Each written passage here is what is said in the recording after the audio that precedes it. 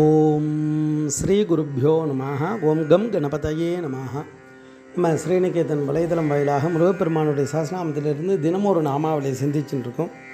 இன்றைய தினம் 85வது நாமாவளியாக ஓம் உத்பவாய நமः.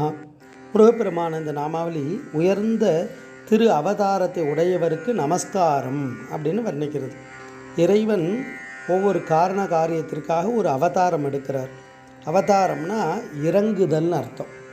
அப்படி எல்லா உயிர்களுக்கும் நன்மை செய்யும் பொருட்டு இறைவன் கருணையால் உருவம் எடுக்கிறார், இறங்கி வந்து அனுக்கிரகம் பண்ணுறார்.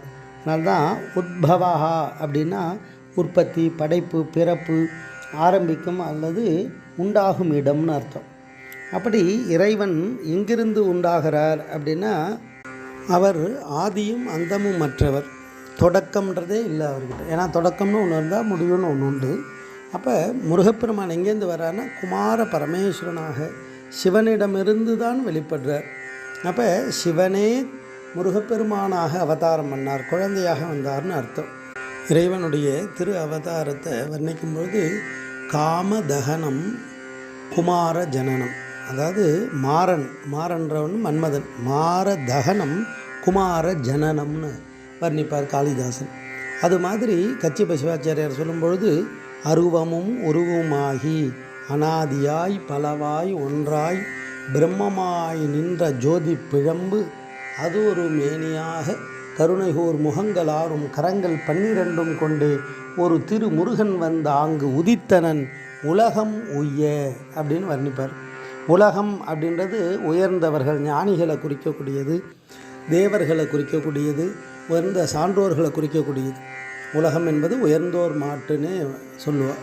அப்படி அந்த இறை சக்தியானது அசுர சக்திகளெல்லாம் அழிப்பதற்காகவே திரு அவதாரம் பண்ணுறார். அப்பேற்பட்ட இறைவன் குமார பரமேஸ்வரனாக வெளிப்பட்டார். அப்போ அவருடைய இது பார்த்தோம் அப்படின்னா அக்னிஸ்வரூபமாக வெளிப்படுறார், நெருப்பு.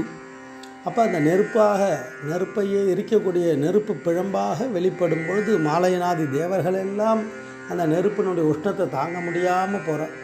அப்போ அந்த அப்படின்னா தர்பை, அந்த சரவண பொய்கையில் அந்த அக்னியானது குளிர்ந்து முருகனாக திரு அவதாரம் எடுக்கிறார். அப்படி எல்லா உயிர்களையும் அனுக்கிரகம் செய்யும் பொருட்டு, எல்லா உயிர்களுக்கும் ஞானத்தை வழங்கும் பொருட்டு இறைவனே திரு அவதாரம் பண்ணுறார்.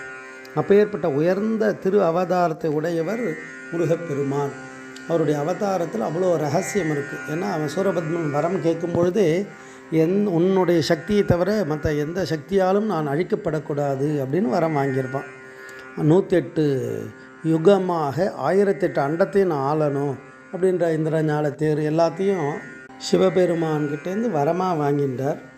அப்போ அவருடைய செயல் தவறாக இருக்கும்பொழுது அந்த அறமே வந்து அதை தவறுகளை திருத்துவதற்காக, தவறிலிருந்து எல்லா உயிர்களுக்கும் இன்பம் கொடுக்கும் பொருட்டு இறைவன் அவதாரம் பண்ணார். அப்பேற்பட்ட உயர்ந்த திரு அவதாரம் முருகனுடைய அவதாரம்.